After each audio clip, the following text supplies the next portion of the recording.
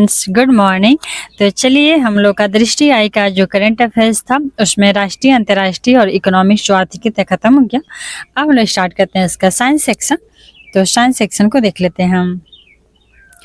अपनी तरह के पहले त्रि services future for warfare course का आयोजन कहाँ किया गया है? तो अपनी तरह के पहले त्रि सर्विसेज फ्यूचर वारफेयर कोर्स का आयोजन किया गया है नई दिल्ली में। अपनी तरह का पहले त्रिसेवा का आयोजन किया गया नई दिल्ली में। नेक्स्ट है कि WHO के अनुसार विश्व में कुष्ठ रोग लेप्रोसी का उन्मूलन करने वाला प्रथम देश कौन बना है? तो ये बन गया है जॉर्डन। कुष्ठ रोग अर्थात लेप्रोसी का उन्मूलन करने वाला प्रथम देश बन गया है जॉर्डन। नेक्स्ट है ईरान द्वारा किस अनुसंधान उपग्रह को लॉन्च किया गया है? तो ईरान द्वारा जो अनुसंधान उपग्रह लॉन्च हुआ है उसका नाम क्या है? चमरान-1 प्रथम। तो ईरान द्वारा जो उपग्रह लॉन्च हुआ उसका नाम है चमरान प्रथम। नेक्स्ट है कि प्रेसबायोपिया से प्रभावित व्यक्तियों के लिए पढ़ने के चश्मे पर निर्भरता को कम करने हेतु किस आई ड्रॉप के प्रदत्त लाइसेंस को निरस्त कर दिया गया है? तो ये है प्रेसवू है जो, तो ये जिसको प्रेसबायोपिया होता है तो वो लोग अपना निर्भरता चश्मा पे पढ़ाई करते टाइम चश्मे पर निर्भर होते हैं, उसके लिए एक आई ड्रॉप था, उसके लाइसेंस को रद्द कर दिया गया है प्रेसयू को। प्रेसयू को प्रदत्त विनिर्माण एवं विपणन लाइसेंस को किसने निरस्त किया है? तो इसको निरस्त किया है CDSCO ने प्रेसयू को निरस्त कर दिया है। और प्रेसयू का निर्माण किसने किया था? तो इसका निर्माण किए थे इंटॉड फार्मास्यूटिकल लिमिटेड मुंबई ने। तो इंटॉड फार्मास्यूटिकल लिमिटेड मुंबई ने प्रेसयू का निर्माण किए थे और इसके लाइसेंस को रद्द कर दिया गया है। नेक्स्ट है कि DRDO ने किस स्वदेशी हल्के टैंक का विकासात्मक फील्ड फायरिंग परीक्षण संपन्न किया गया है? तो DRDO ने जोरावर नामक एक हल्का स्वदेशी टैंक है और इसका फील्ड फायरिंग परीक्षण का प्रथम चरण जो है वो संपन्न कर लिया गया है जोरावर का। किसके द्वारा? तो DRDO के द्वारा। और ये जो जोरावर है वो इसका वजन कितना है? तो इसका वजन है 25 टन। जोरावर जो पहला स्वदेशी टैंक है इसका वजन है 25 टन। नेक्स्ट है कि 8 anti submarine warfare shallow water craft परियोजना के चौथे और 5वें पोत का जलावतरण कहाँ किया गया?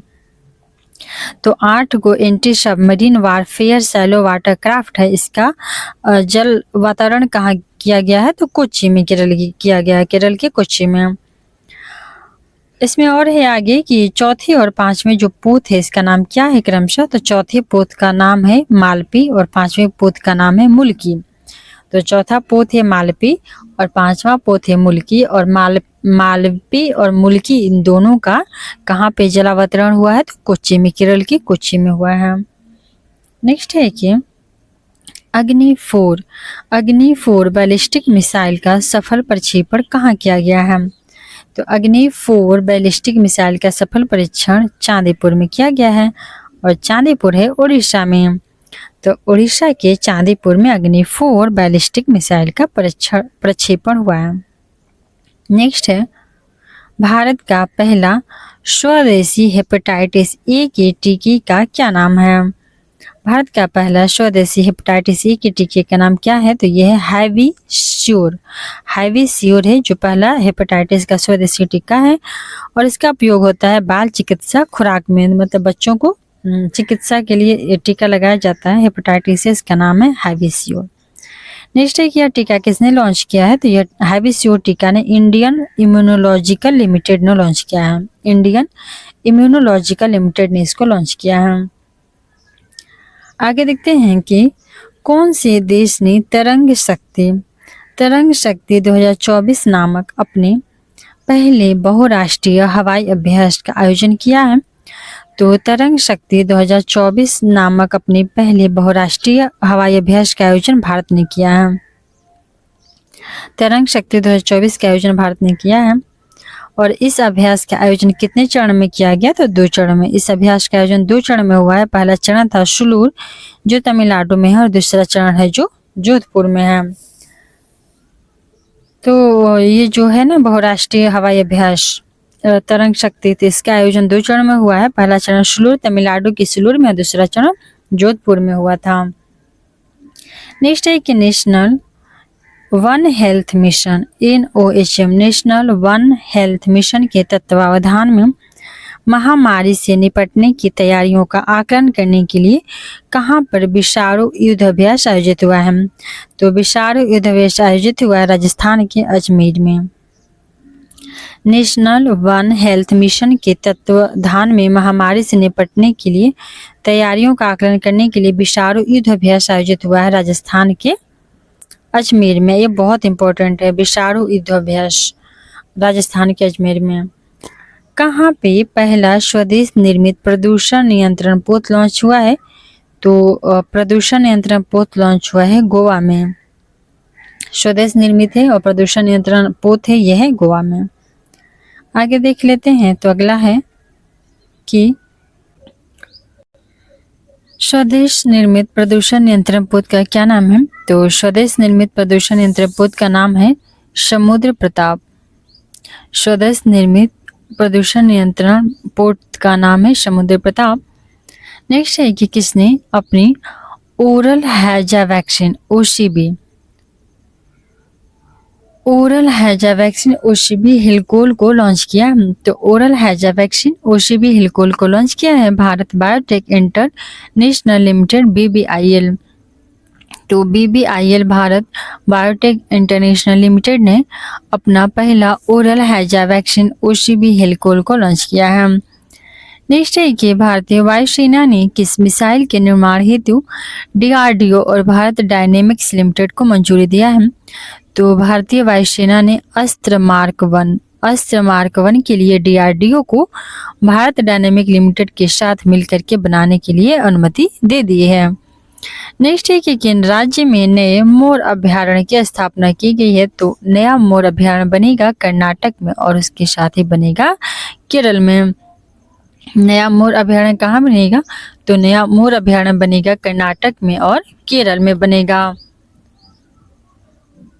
नेक्स्ट है कि विश्व इतिहास के सबसे बड़ी सूचना प्रौद्योगिकी संबंधी व्यवधानों में से एक के कारण कौन से कंप्यूटर प्रभावित हुए हैं?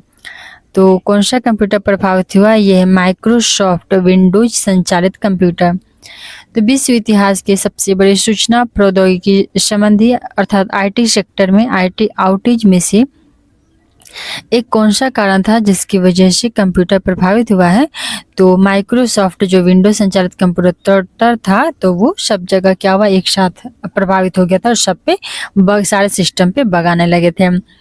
इस नेक्स्ट है कि इस घटना के कारण विश्व में लगभग कितनी माइक्रोसॉफ्ट विंडोज संचालित कंप्यूटर प्रभावित हुए थे? तो ये हुए थे 8.5 मिलियन। तो वर्ल्ड भर के एक साथ 8.5 मिलियन जो माइक्रोसॉफ्ट विंडोज वाले कंप्यूटर थे वो सारे इफेक्ट हो गए थे और ये बहुत ज़्यादा वायरल भी हुआ था उस टाइम में। यह व्यवधान साइबर सुरक्षा क्षेत्र की किस कंपनी द्वारा जारी सॉफ्टवेयर अपडेट के कारण उत्पन्न हुआ था? तो ये क्राउड स्ट्राइक। तो क्राउड स्ट्राइक की कंपनी है और ये साइबर सुरक्षा क्षेत्र है, तो इसने अपने सॉफ्टवेयर को अपडेट किया था, उसकी वजह से ऐसा हुआ था। नेक्स्ट है कि किस कंपनी ने एशिया का पहला low carbon green zinc launch किया है? तो एशिया का पहला low carbon green zinc launch किया है हिंदुस्तान जिंक लिमिटेड ने। हिंदुस्तान जिंक लिमिटेड ने लो कार्बन ग्रीन जिंक को लॉन्च किया है और इसका नाम क्या है? तो इकोजेन। जो लो कार्बन ग्रीन जिंक है उसका क्या नाम है? उसका नाम है इकोजेन। नेक्स्ट है कि पूरी तरह से हाइड्रोजन ईंधन से चलने वाले विश्व की किस पहली वाणिज्यिक यात्री नौका का अनावरण किया गया है? तो ये है पहला यात्री नौका MVC चेंज। तो MVC चेंज क्या है? ये हाइड्रोजन ईंधन से चलने वाला विश्व का पहला वाणिज्यिक यात्री नौका है और ये पूर्णतः हाइड्रोजन से चलेगा। इसका क्या नाम है? तो MVC चेंज। और इस नौका MV सी चेंज का नौका का अनावरण कहाँ किया गया है? तो ये किया गया है सैन फ्रांसिस्को की खाड़ी में, जो कहाँ पे स्थित है? अमेरिका में। तो अमेरिका के सैन फ्रांसिस्को की खाड़ी में MV सी चेंज बनाया है। नेक्स्ट है कि अंतरिक्ष अन्वेषण एवं अनुसंधान एजेंसी जो SERA है, इसने ब्लू ओरिजिन के मानव अंतरिक्ष उड़ान कार्यक्रम के लिए किसको साझेदार देश घोषित किया? तो ये भारत के साथ साझेदारी करेंगे। जो ब्लू ओरिजिन है, इसने मानव अंतरिक्ष उड़ान कार्यक्रम को लॉन्च करेगा और उसका साझेदार बनाएगा भारत को। तो मानव अंतरिक्ष उड़ान कार्यक्रम में भारत को साझेदार बनाया जाएगा। और यह जो कार्यक्रम होगा ना, किन देशों के नागरिकों के लिए है? तो यह है जिन्होंने अंतरिक्ष में बहुत कम या कोई अंतरिक्ष यात्री नहीं भेजा है, वैसे देश अपने यात्री को अंतरिक्ष में भेज सकेंगे, उनके लिए SERA ने भारत के साथ मिलकर के ब्लू ओरिजिन मानव अंतरिक्ष उड़ान कार्यक्रम बनाएगा। नेक्स्ट है कि किस स्थान से जंपिंग स्पाइडर की 2 नई प्रजातियों की खोज की गई है? तो ये है पश्चिमी घाट। तो भारत के पश्चिमी घाट पे 2 हैं जंपिंग स्पाइडर, उनकी प्रजातियों की खोज की गई है। ये भी न्यूज में बहुत रहा था। तो 2 जंपिंग स्पाइडर की खोज की गई है पश्चिमी घाट पे। और एक जंपिंग स्पाइडर का नाम था MS स्वामीनाथन के नाम पे रखा गया है हाइब्रेस्टस स्वामीनाथन। और दूसरी जंपिंग स्पाइडर का नाम है प्रोफेसर सुरेश P बेंजामिन। तो पहला है हाइब्रेस्टम स्वामीनाथन और दूसरा है प्रोफेसर सुरेश P बेंजामिन। दूसरे जंपिंग स्पाइडर का नाम हेस्ब्रेस्टस बेंजामिन और पहले का है हेस्ब्रेस्टस स्वामीनाथन। तो ये MS स्वामीनाथन के नाम पे रखा गया है, ये प्रोफेसर सुरेश P बेंजामिन के नाम पे रखा गया है हेस्ब्रेस्टस बेंजामिन। आगे देख लेते हैं हम। तो अगला है कि किसने द्विवार्षिक वैश्विक वन स्थिति रिपोर्ट 2024 जारी की है? तो ये क्या है? FAO ने खाद्य और कृषि संगठन FAO ने जारी किया है द्विवार्षिक वैश्विक वन स्थिति रिपोर्ट। और इस रिपोर्ट के अनुसार 1990 से 2000 के बीच वार्षिक वनोन्मूलन दर कितनी थी? तो 15.8 मिलियन हेक्टेयर थी। तो FAO ने जो वन स्थिति रिपोर्ट 2024 जारी किया है, तो उसके अनुसार वनोन्मूलन कितनी हुई है? तो 15.8 मिलियन हेक्टेयर हुआ है। और यह वार्षिक उन्मूलन दर 2015-20 के बीच कितना रह गया था? तो 10.2 मिलियन हेक्टेयर। नेक्स्ट है कि वर्ष 2020 में वन पृथ्वी के भूमि क्षेत्र का कितना प्रतिशत था? तो 31% था 4.1 बिलियन हेक्टेयर पे। जो पृथ्वी का भूमि क्षेत्र है उसका 31% था वन, 4.1 बिलियन हेक्टेयर पे 2020 में वन था। आगे देखते हैं। तो किन 5 देशों के पास विश्व का 54% वन है? तो विश्व का 54% वन से 5 देश ही कवर अप कर रहे हैं। वो कौन से हैं? तो पहला है रूस, सेकेंड है ब्राजील, फिर कनाडा, अमेरिका और चाइना। तो रूस है, उसके बाद ब्राजील है, फिर कनाडा, अमेरिका और चाइना। रूस, ब्राजील, रूस हो गया, फिर साउथ अमेरिका का हो गया ब्राजील, और फिर नॉर्थ अमेरिका का कनाडा, USA दोनों हो गए, और उसके बाद 5वां पे चाइना। आगे देखते हैं। तो आगे है, अगला है कि अत्याधुनिक जीनोम अनुक्रमण प्रयोगशाला का उद्घाटन कहाँ किया गया है? तो जीनोम अनुक्रमण सीक्वेंसिंग लैब का उद्घाटन हुआ है सशस्त्र बल चिकित्सा महाविद्यालय पुणे में। इस सशस्त्र बल चिकित्सा महाविद्यालय पुणे में बना है जीनोम सीक्वेंसिंग लैब। पुणे में बना है जीनोम सीक्वेंसिंग लैब। भारत द्वारा किस विस्फोटक का विकास किया गया? तो भारत द्वारा सेबेक्स 2 का विकास किया गया। भारत ने कौन सा विस्फोटक का विकास किया है? तो वो है सेबेक्स 2। और यह ट्राई नाइट्रोटॉल्यूएन TNT से कितना गुना घातक है? तो 2.01 गुना घातक है। जो सेबेक्स 2 है ना, वो TNT से 2.01 गुना घातक है और भारत द्वारा इसका विकास किया गया है। नेक्स्ट है कि दक्षिण कोरिया, अमेरिका, जापान ने अपना पहला त्रिपक्षीय अभ्यास किस नाम से आयोजित किया गया है? तो फ्रीडम एज युद्ध अभ्यास है किनके बीच का है? तो ये है दक्षिण कोरिया, अमेरिका और Japan. America, Japan, south Korea मिलके फ्रीडम एज नामक त्रिपक्षीय अभ्यास किए हैं। नेक्स्ट है कि अपने संपूर्ण जीव जंतुओं की चेकलिस्ट तैयार करने वाला विश्व का पहला देश कौन बना है? तो संपूर्ण जीव जंतुओं का चेकलिस्ट तैयार करने वाला विश्व का पहला देश बना है भारत। नेक्स्ट है, देश की सबसे बड़ी तेंदुआ सफारी का उद्घाटन कहाँ किया गया है? तो ये किया गया बनेरघट्टा बायोलॉजिकल पार्क, जो स्थित है बनेरघट्टा, कहाँ? कर्नाटक में। कर्नाटक में कहाँ? तो बेंगलुरु में। तो तेंदुआ सफारी का जो सबसे बड़ा बना है तेंदुआ का सफारी, वो बना है बनेरघट्टा में। बनेरघट्टा है कर्नाटक के बेंगलुरु में।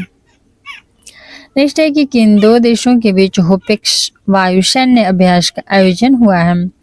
तो होपेक्स वायु का आयोजन हुआ है भारत और मिस्र। भारत मिस्र ने होपेक्स वायु सैन्य अभ्यास का आयोजन किया है। नेक्स्ट है कि रक्षा और अनुसंधान और विकास संगठन DRDO ने किस सेना के लिए medium range microwave obscurant of rocket विकसित किया? तो ये है भारतीय नौसेना। तो DRDO ने medium range microwave obscurant chaff rocket विकसित किया है भारतीय नौसेना के साथ मिलकर। मतलब भारतीय नौसेना के लिए DRDO ने विकसित किया है ये वाला microwave obscurant chaff rocket. Next है कि नासा द्वारा मौसम और सौर तूफानों की निगरानी हेतु कौन सा उपग्रह लॉन्च किया गया? तो नासा द्वारा मौसम और सौर तूफानों की निगरानी हेतु उपग्रह जो लॉन्च हुआ है उसका नाम है गोज-यू।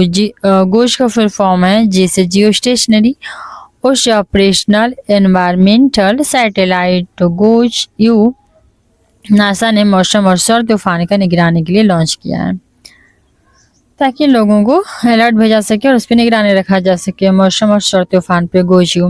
भारतीय सेना द्वारा विद्युत रक्षक लॉन्च किया गया है, वह क्या है? तो जो भारतीय सेना ने विद्युत रक्षक लॉन्च किया उसका नाम है इंटरनेट ऑफ थिंग्स समर्पित जनरेटर निगरानी सुरक्षा और नियंत्रण प्रणाली।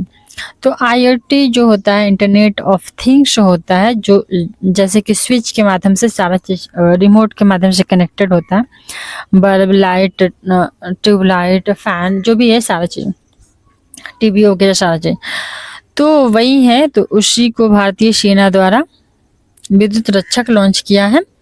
तो IoT समर्थित है, अर्थात वो इंटरनेट ऑफ थिंग्स पे आधारित है और जनरेटर निगरानी है और सुरक्षा और नियंत्रण प्रणाली भी ये देता है।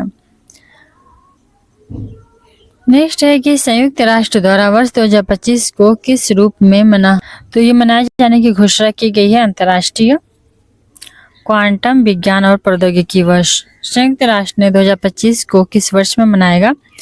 तो अंतर्राष्ट्रीय क्वांटम साइंस और टेक्नोलॉजी, अंतर्राष्ट्रीय क्वांटम विज्ञान और प्रौद्योगिकी वर्ष मनेगा 2025। नेक्स्ट है कि अर्थ सिस्टम साइंस डेटा नामक जर्नल में प्रकाशित ग्लोबल नाइट्रस ऑक्साइड बजट 2024 नामक रिपोर्ट के अनुसार मानव जनित गतिविधियों से नाइट्रस ऑक्साइड N2O का दूसरा सबसे बड़ा उत्सर्जक देश कौन बना है? तो ये बना है दूसरा सबसे बड़ा उत्सर्जक देश भारत और चीन का स्थान है प्रथम। तो ग्लोबल नाइट्रस ऑक्साइड बजट 2024 में मानव जनित गतिविधियों से नाइट्रस ऑक्साइड का सबसे ज्यादा उत्सर्जक है, दूसरा नंबर पे भारत और पहले नंबर पे है चीन, जो कि N2O नाइट्रस ऑक्साइड बहुत ज्यादा हानिकारक है। नेक्स्ट है कि WHO ने किस भारतीय संस्थान को पारंपरिक चिकित्सा अनुसंधान के लिए सहयोगी केंद्र के रूप में नामित किया है? तो ये नामित किया गया है NIIMH हैदराबाद। उसको फुल फॉर्म है हिंदी में राष्ट्रीय भारतीय चिकित्सा संपदा संस्थान हैदराबाद, शॉर्ट में याद रख लेना NIIMH हैदराबाद। तो NIIMH हैदराबाद को WHO ने सहयोगी केंद्र के रूप में नामित किया गया है। नेक्स्ट है कि किस संस्थान ने स्टेट ऑफ ग्लोबल एयर 2024 शीर्षक से रिपोर्ट जारी किया है? तो स्टेट ऑफ ग्लोबल एयर 2024 शीर्षक से रिपोर्ट जारी किया गया है हेल्थ इफेक्ट्स इंस्टीट्यूट एवं institute for health matrix and evaluation. तो स्टेट ऑफ ग्लोबल ईयर 2024 शीर्षक से रिपोर्ट जारी किया गया है हेल्थ इफेक्ट्स इंस्टीट्यूट एवं institute for health matrix and evolution के द्वारा।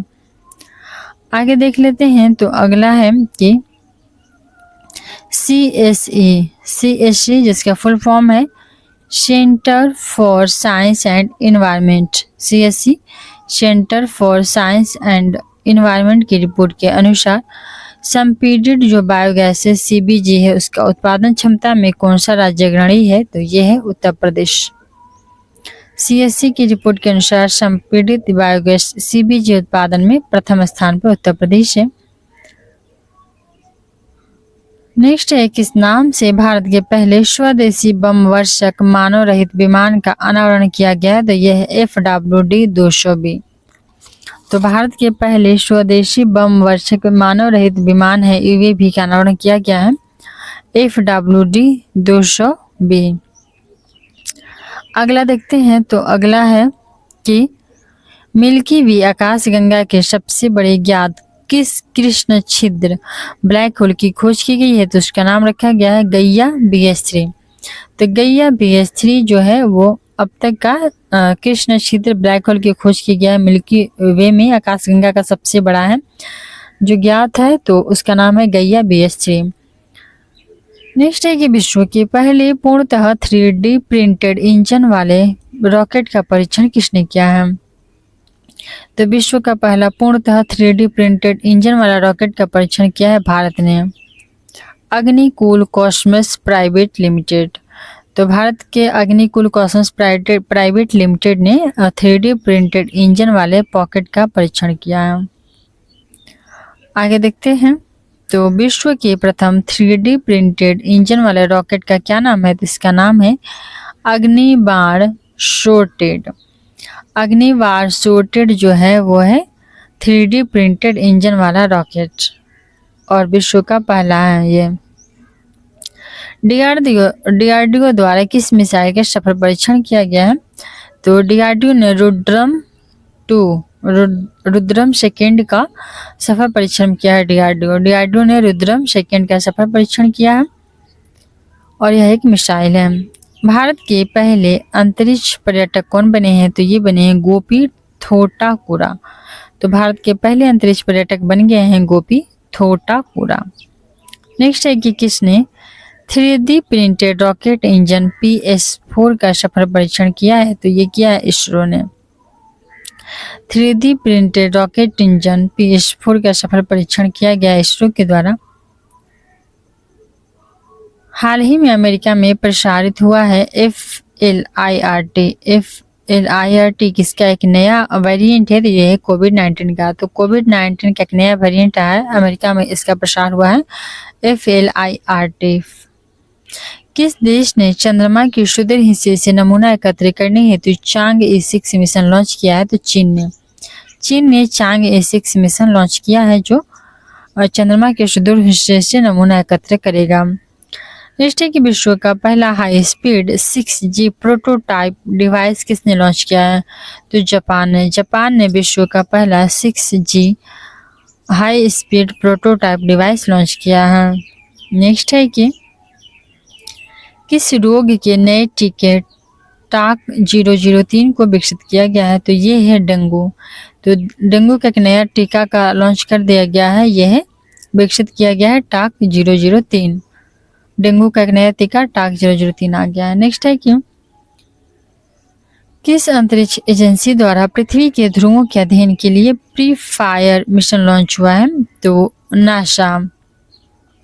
पृथ्वी के ध्रुवों के अध्ययन के लिए नासा ने प्री फायर मिशन लॉन्च किया है जिससे पृथ्वी के जो आर्कटिक और अंटार्कटिक ध्रुव हैं इनका अध्ययन किया जाएगा। नेक्स्ट है कि संयुक्त रूप से किन देशों ने पारायुक्त चिकित्सा उपकरणों को समाप्त करने की पहल की गई है? तो जो पारायुक्त चिकित्सा उपकरण है उसको समाप्त किया जाएगा। तो अल्बानिया में, बुर्किना फासो में, भारत में, मोंटेनेग्रो में और युगांडा में। तो ये हैं 5 देश Albania, Burkina Faso, Bharat, Montenegro, Uganda. Albania, Burkina Faso, Bharat, Montenegro और युगांडा, इन 5 देशों में जो पारायुक्त चिकित्सा उपकरण उसको समाप्त किया जाएगा। आगे देखते हैं। तो अगला है कि संयुक्त रूप से अर्थ केयर मिशन किसने लॉन्च किया? तो संयुक्त रूप से अर्थ केयर मिशन लॉन्च किया है यूरोपीय अंतरिक्ष एजेंसी है और जापान का एरोस्पेस है, इसका नाम है एक्सप्लोरेशन एजेंसी। तो संयुक्त रूप से अर्थ केयर मिशन लॉन्च किया गया है एक्सप्लोरेशन एजेंसी द्वारा, जो यूरोपीय स्पेस एजेंसी और जापान एरोस्पेस का संयुक्त मिशन है। नेक्स्ट है कि किस एशियाई देश ने अपनी पहली अंतरिक्ष एजेंसी शुरू की है, तो यह है दक्षिण कोरिया। दक्षिण कोरिया ने अपना पहला अंतरिक्ष एजेंसी शुरू किया है। नेक्स्ट है शोधकर्ताओं के अनुसार विश्व में सबसे गहरा ब्लू होल कौन है, तो विश्व में सबसे गहरा ब्लू होल है, उसका क्या नाम है, तो तामजा नाम है, चेतुमल खाड़ी मैक्सिको में है। जो विश्व का सबसे बड़ा ब्लू होल है तामजा, और जो कहाँ पे है, चेतुमल खाड़ी मैक्सिको में है, उत्तर अमेरिका का महाद्वीप में। हाल ही में विश्व की सबसे ऊंची खगोलीय वेधशाला का उद्घाटन कहाँ किया गया है, तो यह वेधशाला स्थित है चिली में। तो चिली में सबसे ऊंचा खगोलीय वेधशाला का उद्घाटन किया गया है। नेक्स्ट है विश्व की सबसे ऊंची खगोलीय वेधशाला का क्या नाम है, तो विश्व का सबसे ऊंचा खगोलीय वेधशाला का नाम है university of Tokyo Atacama observatory है, ये चिली में, और इसका नाम है university of Tokyo Atacama observatory. आगे देखते हैं, तो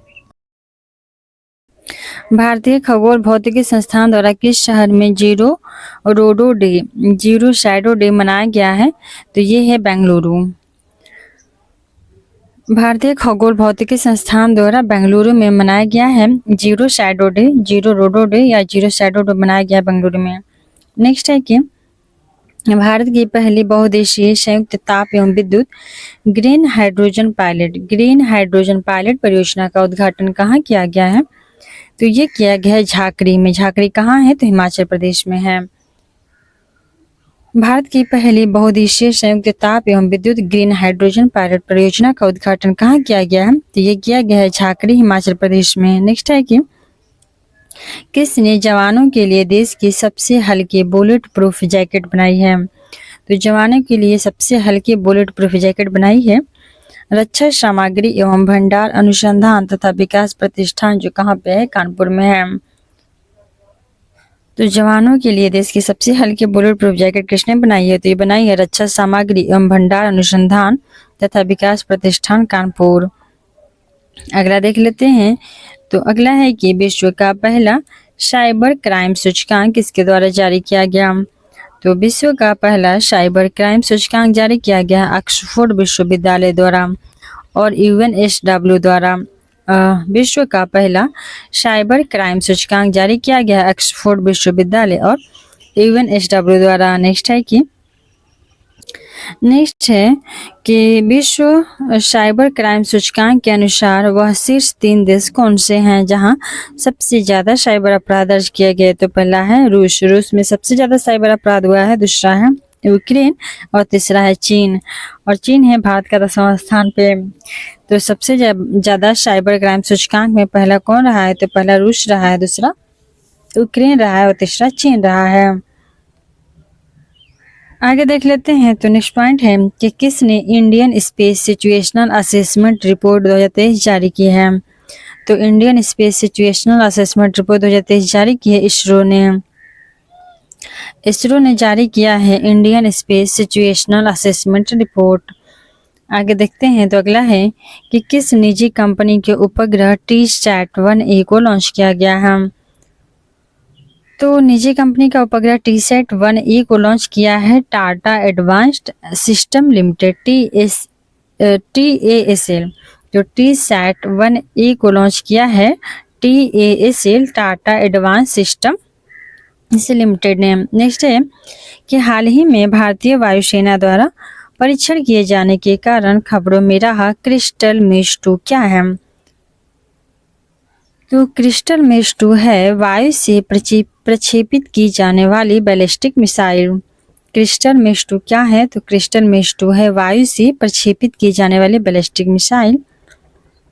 आगे देखते हैं, तो अगला है कि भारत की सबसे बड़ी जलवायु घड़ी क्लाइमेट क्लॉक कहाँ स्थापित की गई, तो ये स्थापित हुआ है नई दिल्ली में हुआ है, और किस संस्था के द्वारा, तो CSIR के द्वारा नई दिल्ली में क्लाइमेट क्लॉक जलवायु घड़ी स्थापित हुआ है वैज्ञानिक और औद्योगिक अनुसंधान परिषद द्वारा। वैज्ञानिक और औद्योगिक अनुसंधान परिषद CSIR द्वारा नई दिल्ली में क्लाइमेट क्लॉक जलवायु घड़ी का स्थापना हुआ है। अगला पॉइंट देखते हैं। तो अगला पॉइंट है कि राष्ट्रपति ने किस रोग के उपचार के लिए भारत की पहली स्वदेश विकसित gene therapy CAR-T cell therapy का शुभारंभ किया है? तो ये है कैंसर। तो कैंसर के लिए भारत का पहला जीन थेरेपी का शुभारंभ कर दिया गया है। इसका नाम है CAR-T सेल थेरेपी। तो CAR-T सेल थेरेपी किस लिए किया जाता है, ऐसे भी क्वेश्चन पूछ सकता है। तो CAR-T सेल थेरेपी होता है कैंसर के लिए। नेक्स्ट है कि ब्रह्मांडीय रहस्यों का पता लगाने हेतु निर्मित विश्व का सबसे बड़ा डिजिटल कैमरा कहाँ स्थापित किया गया? तो विश्व का सबसे बड़ा डिजिटल कैमरा का स्थापना कहाँ हुआ है? ये हुआ है बेरा शेरुबिन वेधशाला, जो कहाँ स्थित है? चिली में। तो चिली में स्थापित हुआ है डिजिटल कैमरा। जो विश्व का सबसे बड़ा डिजिटल कैमरा है वो चिली में स्थापित हुआ है वेरा शेरुबिन वेधशाला में। आगे देखते हैं। तो अगला है कि ब्रह्मांडीय रहस्यों का पता लगाने हेतु निर्मित विश्व के सबसे बड़े डिजिटल कैमरे का क्या नाम है? तो ब्रह्मांड के रहस्यों का पता लगाने के लिए विश्व का सबसे बड़ा डिजिटल कैमरा का नाम है LSST legacy survey of space and times. LSST legacy survey of space and times नाम है ब्रह्मांडीय रहस्यों का पता लगाने के लिए जो सबसे बड़ा डिजिटल कैमरा का निर्माण हुआ है। आगे देखते हैं। तो अगला पॉइंट है कि किस देश ने अंगारा A5 स्पेस रॉकेट को लॉन्च किया? तो इसका आंसर है, राइट आंसर है रूस। रूस ने अंगारा A5 स्पेस रॉकेट को लॉन्च किया। रूस ने अंगारा A5 स्पेस रॉकेट को लॉन्च किया है। आगे देखते हैं। तो अगला है कि भारतीय सेना ने किसके तहत स्वचालित वायु रक्षा नियंत्रण और रिपोर्टिंग प्रणाली को शामिल करने की शुरुआत की है? तो ये है प्रोजेक्ट आकाश तीर। तो प्रोजेक्ट आकाश तीर जो है वो स्वचालित वायु रक्षा नियंत्रण और रिपोर्टिंग प्रणाली को शामिल करने का शुरुआत किया है भारतीय सेना ने। तो भारतीय सेना ने प्रोजेक्ट आकाश तीर को लॉन्च किया है किसके लिए? तो वायु रक्षा करने के लिए आकाश तीर। नेक्स्ट है कि यूनेस्को ने ग्लोबल जियो पार्क नेटवर्क में कितनी नई साइटों को सम्मिलित किया? तो ग्लोबल जियो पार्क नेटवर्क में 18 साइटों को सम्मिलित किया गया है। 18 साइट को ग्लोबल जियो पार्क नेटवर्क में शामिल किया गया। और वर्तमान में विश्व में कुल जियो पार्क की संख्या कितनी है? तो ये है 213। वर्तमान में जियो पार्क की संख्या कितनी है? तो ये है 213। और 18 जियो पार्क यूनेस्को ने अपनी नई साइट में इसको शामिल किया। 18 को 213 में से 18 को शामिल कर लिया यूनेस्को ने। आगे है कि अंतर्राष्ट्रीय खगोल संघ IAU, जिसको शॉर्ट में बोलेंगे, किसके नाम पर एक क्षुद्र ग्रह एस्टेरॉयड का नाम रखा गया? तो अंतर्राष्ट्रीय खगोलीय संघ का नाम रखा गया है किसके नाम पे? ये नाम रखा गया भारतीय खगोल शास्त्री हैं जिनका नाम है प्रोफेसर जयंत मूर्ति। तो प्रोफेसर जयंत मूर्ति के नाम पे रखा गया है अंतर्राष्ट्रीय खगोल संघ का नाम। IAU अंतर्राष्ट्रीय खगोल संघ का नाम रखा गया है प्रोफेसर जयंत मूर्ति के नाम पे। नेक्स्ट देखते हैं। तो नेक्स्ट है कि चीन के वैज्ञानिकों ने एक शक्तिशाली साउंड लेजर बनाया, इसका नाम क्या है? तो चीन के वैज्ञानिकों ने एक शक्तिशाली साउंड लेजर बनाया है, उसका नाम है sound amplification by stimulating emission of radiation SASER। चीन के जो वैज्ञानिक हैं उन्होंने एक शक्तिशाली साउंड लेजर बनाया है और इसका नाम क्या है? तो उसका नाम है SASER sound amplification by stimulated emission of radiation. Sound amplification by stimulated emission of radiation. चीन के वैज्ञानिकों ने एक शक्तिशाली साउंड लेजर बनाया। आगे देखते हैं। तो आगे है नेक्स्ट है कि गगनयान अंतरिक्ष उड़ान मिशन पे अंतरिक्ष यात्रियों की मदद हेतु सखी ऐप, कौन सा ऐप? तो सखी ऐप जारी किया गया, विकसित किया गया किसके द्वारा? तो ये भाभा विक्रम साराभाई अंतरिक्ष केंद्र के द्वारा सखी ऐप विकसित किया गया है जो अंतरिक्ष यात्री जो होंगे उनकी मदद करेगा। तो सखी ऐप के माध्यम से अंतरिक्ष यात्रियों का मदद किया जाएगा और विक्रम साराभाई अंतरिक्ष केंद्र इसको लॉन्च किया है। नेक्स्ट देखते हैं तो सखी का विस्तृत रूप क्या है। तो आधार सखी जो ऐप है उसका फुल फॉर्म क्या है, तो इसका फुल फॉर्म है space borne assistant and knowledge hub for crew interaction. तो सखी का विस्तृत रूप है space borne assistant and knowledge hub for crew interaction. Sakhi का विस्तृत रूप है space borne assistant and knowledge hub for crew interaction. Next देखते हैं तो नेक्स्ट है कि फूड वेस्ट इंडेक्स रिपोर्ट 2024 किसके द्वारा जारी किया गया। तो फूड वेस्ट इंडेक्स जारी किया गया है संयुक्त राष्ट्र पर्यावरण कार्यक्रम UNEP के द्वारा। UNEP संयुक्त राष्ट्र पर्यावरण कार्यक्रम जारी किया गया है क्या, तो फूड वेस्ट इंडेक्स रिपोर्ट। आगे देखते हैं अगला क्वेश्चन है कि फूड वेस्ट इंडेक्स जो रिपोर्ट 2024 आया है उसमें वार्षिक वैश्विक ग्रीन हाउस गैस उत्सर्जन में भोजन की हानि और अपशिष्ट भोजन वेस्ट द्वारा उत्पन्न उत्सर्जन का कितना हिस्सा है। तो ये 8 से 10% है। तो फूड वेस्ट इंडेक्स में जो भी फूड वेस्ट हुआ है उसमें 8 से 10% का लॉस हुआ है। नेक्स्ट देखते हैं तो नेक्स्ट है कि इसरो ने RLV-LEX मिशन के तहत किस पुनः प्रयोज्य लॉन्च वाहन RLV की सफलतापूर्वक परीक्षण लैंडिंग संपन्न की है। तो ये क्या है, पुष्पक। तो RLV-LEX मिशन के तहत पुनः प्रयोज्य लॉन्च वाहन अर्थात RLV की सफलतापूर्वक लैंडिंग की गई है, उसका नाम क्या था, तो पुष्पक था। तो पुष्पक को लॉन्च किया है इसरो ने। नेक्स्ट है कि ग्लोबल ई वेस्ट मॉनिटर जो है 2024 नामक रिपोर्ट किसने जारी किया।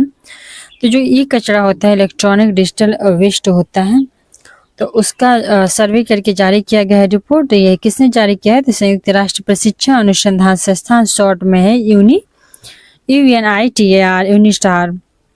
तो इसे जारी किया गया है ग्लोबल ई वेस्ट मॉनिटर को यूनिटार ने। अगला है कि global e waste monitor 2024 report के अनुसार वर्ष 2022 में कुल कितना ई कचरा उत्पन्न हुआ है। तो ये लगभग हुआ है 62 मिलियन टन। तो 2022 में 62 मिलियन टन ई कचरा इलेक्ट्रॉनिक जो भी कचरा होता है उसका उत्पादन हुआ है। इसको जारी किया है किसने, तो यूनिटार ने। आगे देखते हैं तो आगे है कि state of the global climate का जो स्टेट है उसका रिपोर्ट किसने जारी किया। तो इसको विश्व मौसम विज्ञान संस्थान ने जारी किया है। विश्व मौसम विज्ञान संस्थान ने जारी किया है state of the global climate. तो ग्लोबली जो चेंज हो रहा है क्लाइमेट उसको मौसम से संबंधित है, तो मौसम विज्ञान ने जारी किया। आगे देखते हैं अगला है कि विश्व में पहली बार किस देश ने मेनिंजाइटिस के विरुद्ध एक नया 5-in-1 टीका लॉन्च किया। तो ये है नाइजीरिया। तो मेनिंजाइटिस के खिलाफ नया 5-in-1 टीका लॉन्च किया है कौन, तो ये है नाइजीरिया। तो नाइजीरिया और मेनिंजाइटिस, तो नाइजीरिया ने मेनिंजाइटिस का लिए एक टीका जारी किया है, उसका नाम है 5-in-1। तो ऐसे क्वेश्चन पूछे कि मेनिंजाइटिस के लिए कौन सा टीका है, ऑप्शन दे देगा तो 5-in-1 टीका है। और उसके अंदर देखते हैं तो नाइजीरिया द्वारा जो लॉन्च प्रथम मेनिंजाइटिस विरोधी टीका था उसका नाम था MEN5CB। तो अभी 5-in-1 टीका जारी किया है नाइजीरिया, और उसके पहले जो जारी किया था उसका नाम था MEN5CB।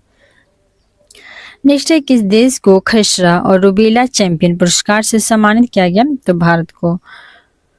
भारत ने खसरा और रूबेला में बहुत अच्छा प्रदर्शन किया है, लगभग समाप्ति कर दिया है, तो इसीलिए इसका चैंपियन अवार्ड इसको मिला है, खसरा और रूबेला का भारत को। नेक्स्ट है कि MIRV प्रौद्योगिकी से लैस स्वदेशी रूप से विकसित परमाणु सक्षम बैलिस्टिक मिसाइल अग्नि 5 का सफल परीक्षण कहाँ से किया गया है। तो अग्नि 5 का सफल परीक्षण हुआ है APJ अब्दुल कलाम ने किया है उड़ीसा से। MIRV जो प्रौद्योगिकी से लैस है स्वदेशी रूप से विकसित परमाणु सक्षम बैलिस्टिक मिसाइल अग्नि 5, तो इसका सफल परीक्षण किसने किया है, तो डॉक्टर APJ अब्दुल कलाम ने किया उड़ीसा से। नेक्स्ट देखते हैं तो भारत और किस देश के बीच संयुक्त अभ्यास धर्म गार्जियन का आयोजन हुआ है? तो धर्म गार्जियन का आयोजन हुआ है भारत और जापान के बीच। धर्म गार्जियन का आयोजन हुआ है भारत और जापान के बीच। नेक्स्ट है कि भारत सरकार ने कितने वर्षों के लिए इंडिया एआई मिशन को मंजूरी दी है? तो आर्टिफिशियल इंटेलिजेंस का जो मिशन है तो भारत ने 5 वर्षों के लिए इसका मंजूरी दे दिया है। आगे है कि देश का पहला हाइड्रोन थेरेपी केंद्र कहाँ शुरू हुआ है? तो ये शुरू हुआ आईआईटी कानपुर में। आईआईटी कानपुर में हाइड्रोन थेरेपी केंद्र शुरू हुआ है, जो देश का पहला हाइड्रोन थेरेपी केंद्र है। नेक्स्ट है कि किस राज्य ने भारत के पहले एआई शिक्षक रोबोट का अनावरण किया है? तो ये किए हैं एआई शिक्षक हैं, रोबोट है जो वो पढ़ाता है बच्चों को, तो वो है केरल सरकार ने। तो केरल सरकार ने एआई शिक्षक रोबोट का घोषणा किया है। और हाइड्रोन थेरेपी केंद्र कहाँ बना? तो आईआईटी कानपुर में। और एआई के लिए भारत ने 5 वर्षों की मंजूरी देती है। नेक्स्ट है कि भारत के पहले एआई शिक्षक रोबोट जो है, जो केरल सरकार ने लॉन्च किया है, केरल राज्य ने, तो उसका नाम क्या है? आइरिस। उसका नाम है आइरिस। नेक्स्ट है कि वैश्विक स्तर पर किस गैस के उत्सर्जन को ट्रैक करने हेतु मीथेन सैट उपग्रह लॉन्च किया गया? तो मीथेन सैट नाम से ही पता लग रहा है कि मीथेन गैस के उत्सर्जन के लिए वैश्विक स्तर पे मीथेन सैट उपग्रह लॉन्च किया गया। आगे देखते हैं तो अगला है, नेक्स्ट है कि बहुराष्ट्रीय सैन्य अभ्यास शांति प्रयास 4 का आयोजन कहाँ किया गया?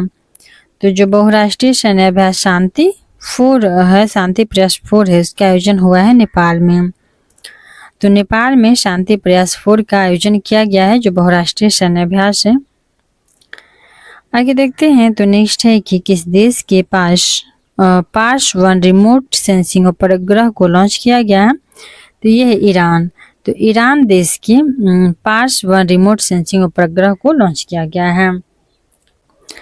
पार्स 1 रिमोट सेंसिंग उपग्रह को लॉन्च किया गया है, जो किस देश का है? तो पार्स 1 रिमोट सेंसिंग उपग्रह है ईरान का, इसको लॉन्च किया गया है। नेक्स्ट है कि किस संस्था ने global waste management outlook 2024 report जारी की है? तो ग्लोबल वेस्ट मैनेजमेंट आउटलुक 2024 जारी किया यूएनईपी, संयुक्त राष्ट्र पर्यावरण कार्यक्रम यूएनईपी ने। तो global waste management outlook 2024 report जारी किया है किसने? तो ये जारी किया है संयुक्त राष्ट्र पर्यावरण कार्यक्रम यूएनईपी ने। आगे देखते हैं तो अगला है, नेक्स्ट देखते हैं तो नेक्स्ट है कि प्रधानमंत्री नरेंद्र मोदी ने भारत के दूसरे स्पेस पोर्ट की आधारशिला कहाँ रखी है? तो नरेंद्र मोदी ने भारत के दूसरे स्पेस पोर्ट की आधारशिला रखी है कुलाशेखरपट्टनम तमिलनाडु में। कुलाशेखरपट्टनम तमिलनाडु में प्रधानमंत्री नरेंद्र मोदी ने भारत के दूसरे स्पेस पोर्ट की आधारशिला रखी है। तो ये कहाँ रखे हैं? तमिलनाडु के कुलाशेखरपट्टनम में नरेंद्र मोदी ने रखा है। नेक्स्ट है कि दक्षिण एशिया के सबसे बड़े गोला बारूद एवं मिसाइल कॉम्प्लेक्स का उद्घाटन कहाँ हुआ है? तो दक्षिण एशिया का सबसे बड़ा गोला बारूद एवं मिसाइल कॉम्प्लेक्स बना है कहाँ पे? तो उत्तर प्रदेश के कानपुर में। दक्षिण एशिया का सबसे बड़ा गोला बारूद एवं मिसाइल कॉम्प्लेक्स बना है उत्तर प्रदेश के कानपुर में। आगे देखते हैं, अगला है कि किस देश का दूरसंचार उपग्रह मेरापुती 2 लॉन्च किया गया? तो ये है इंडोनेशिया। तो इंडोनेशिया का दूरसंचार उपग्रह मेरापुती 2 उपग्रह है, दूरसंचार है, यह है इंडोनेशिया का। नेक्स्ट है कि किसने डिजिटल हेल्थ पर ग्लोबल इनिशिएटिव GIDH लॉन्च किया? तो ग्लोबल इनिशिएटिव डिजिटल हेल्थ पे लॉन्च किया है WHO ने, वर्ल्ड हेल्थ ऑर्गेनाइजेशन ने। तो डिजिटल हेल्थ पर ग्लोबल इनिशिएटिव लॉन्च किया है WHO ने। नेक्स्ट है कि अंतर्राष्ट्रीय खगोलीय संघ ने वैज्ञानिकों के किन 2 ग्रहों के 3 नए प्राकृतिक उपग्रहों की खोज की है? तो ये है यूरेनस और नेपच्यून। तो IAU ने, जो अंतर्राष्ट्रीय खगोल संघ है, खगोल से संबंधित अंतरिक्ष से संबंधित खोज करता है, तो इनके वैज्ञानिकों ने यूरेनस और नेपच्यून के 3 नए प्राकृतिक उपग्रह का खोज कर दिया है इन लोगों ने। अरुण और वरुण का, यूरेनस और नेपच्यून का 3 और नए ग्रह का खोज हुआ है। नेक्स्ट है कि किस देश ने अपनी तीसरी पीढ़ी के मौसम विज्ञान उपग्रह इनसैट 3DS को लॉन्च किया।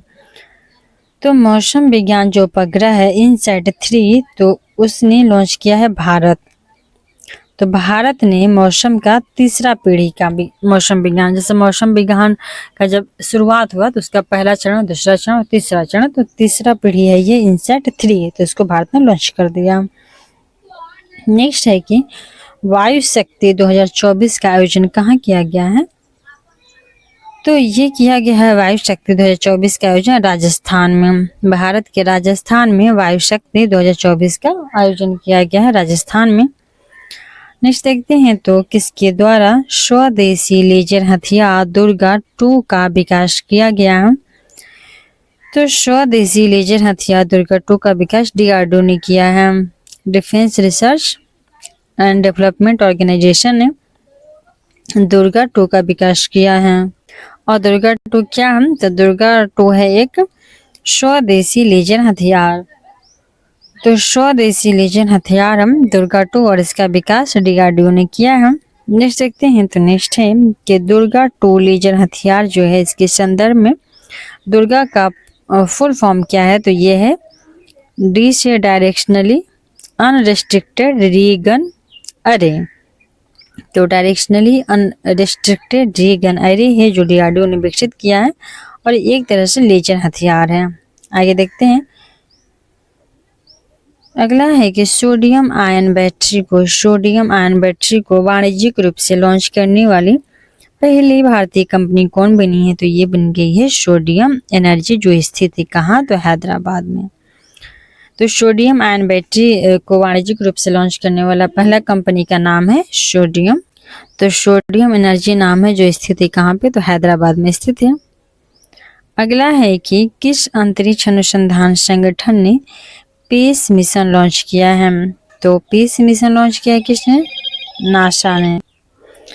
नेक्स्ट है कि किस अंतरिक्ष संगठन ने पीस मिशन लॉन्च किया है? तो ये क्या है? नासा ने। आगे देखते हैं कि पीस का फुल फॉर्म क्या है? तो पीस का फुल फॉर्म है पी से प्लैंकटन, ई से एरोसोल, सी से क्लाउड और ई से ओशन इकोसिस्टम। तो पीस का फुल फॉर्म है प्लैंकटन, एरोसोल, क्लाउड्स और ओशन इकोसिस्टम। और पीस को लॉन्च किसने किया है? तो ये नासा ने किया है, जो एक प्रकार का अंतरिक्ष अनुसंधान संगठन है। नेक्स्ट है कि भारतीय अंतर्राष्ट्रीय विज्ञान महोत्सव 2023 का आयोजन कहाँ हुआ है? तो भारतीय अंतर्राष्ट्रीय विज्ञान महोत्सव का आयोजन हुआ है फरीदाबाद, जो स्थित है कहाँ पे?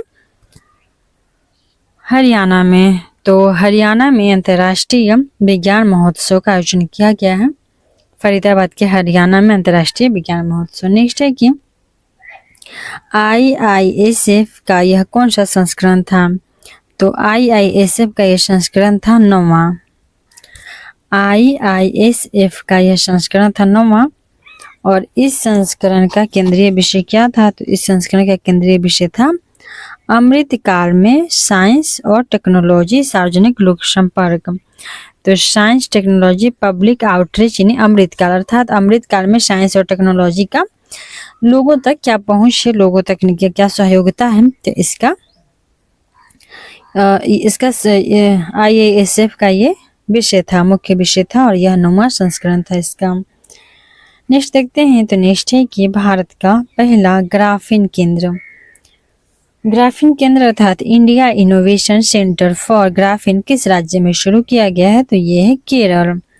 तो भारत का पहला ग्राफीन केंद्र India innovation centre for graphene Kerala राज्य में शुरू किया गया है।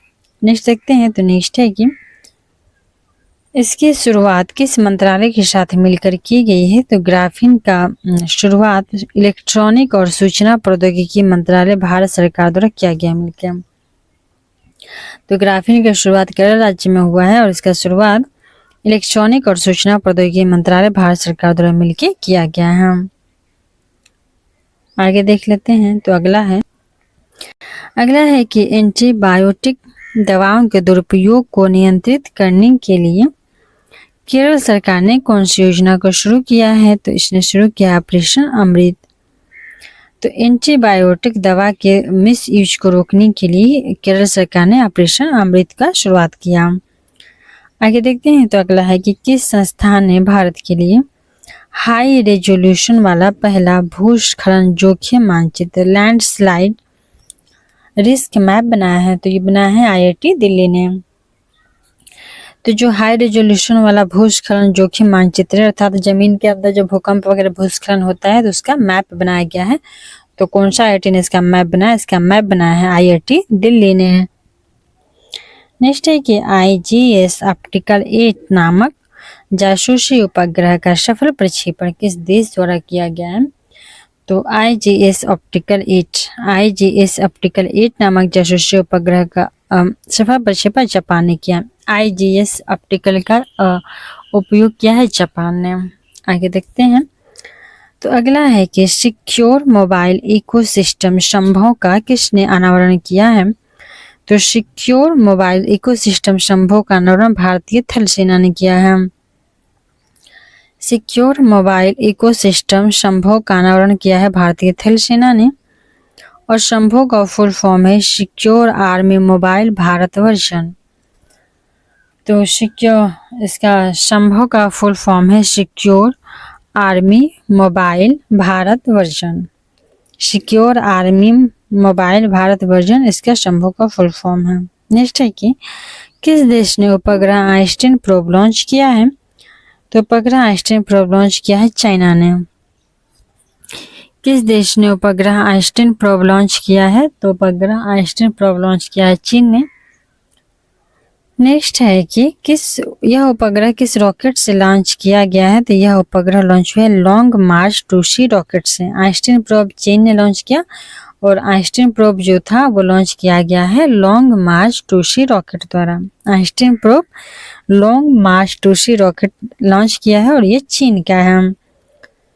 नेक्स्ट है कि किस देश की एक कंपनी ने अनिल नामक नाभिकीय ईंधन विकसित किया है? तो अनिल नामक नाभिकीय ईंधन विकसित किया है संयुक्त राज्य अमेरिका USA ने। अनिल नामक नाभिकीय ईंधन विकसित किया है संयुक्त राज्य अमेरिका USA ने। नेक्स्ट है कि यह किस ईंधन का संयुक्त मिश्रण है? तो अनिल जो है वो यूरेनियम और थोरियम का संयुक्त मिश्रण है। अनिल जो है वो यूरेनियम और थोरियम का संयुक्त मिश्रण है। और अनिल का फुल फॉर्म क्या है? तो अनिल का फुल फॉर्म है advanced nuclear energy for enriched life. Advanced nuclear energy for enriched life इसका फुल फॉर्म है। और यह संयुक्त मिश्रण है यूरेनियम और थोरियम का।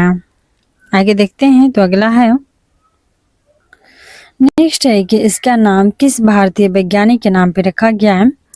तो इसका नाम रखा गया है डॉक्टर अनिल काकोडकर। तो डॉक्टर अनिल काकोडकर के नाम पे रखा गया है।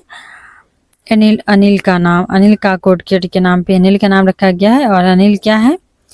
तो यह अमेरिका के द्वारा विकसित किया गया और यूरेनियम और थोरियम का संयुक्त मिश्रण है। नेक्स्ट है कि भारत सरकार ने किस अंतर्राष्ट्रीय मेगा विज्ञान परियोजना में भारत की भागीदारी हेतु सहमति प्रदान की है? तो अंतर्राष्ट्रीय मेगा विज्ञान परियोजना की भारत की भागीदारी हेतु सहमति प्रदान किया है square kilometre array observatory SKAO। तो SKAO square kilometre array observatory ने अंतर्राष्ट्रीय मेगा परियोजना में भागीदारी किया है। आगे देखते हैं। तो किस नाम से DRDO ने स्वदेशी असॉल्ट राइफल लॉन्च की है? ये उग्रम नाम से DRDO ने स्वदेशी असॉल्ट राइफल लॉन्च किया है उग्रम नाम से। और यह जो उग्रम है राइफल यह किसके द्वारा विकसित हुआ? तो ARDE आयुध अनुसंधान एवं विकास स्थापना ने इसको विकसित किया है। और उग्रम राइफल की प्रभावी रेंज है कितना? तो 500 मीटर। उग्रम जो है उसका प्रभावी रेंज है 500 मीटर। और इसी के साथ ये साइंस हम लोग का खत्म होता है और अब स्टार्ट होता है संक्षिप्त या जिसको देखेंगे अगले वीडियो में। Thanks for watching.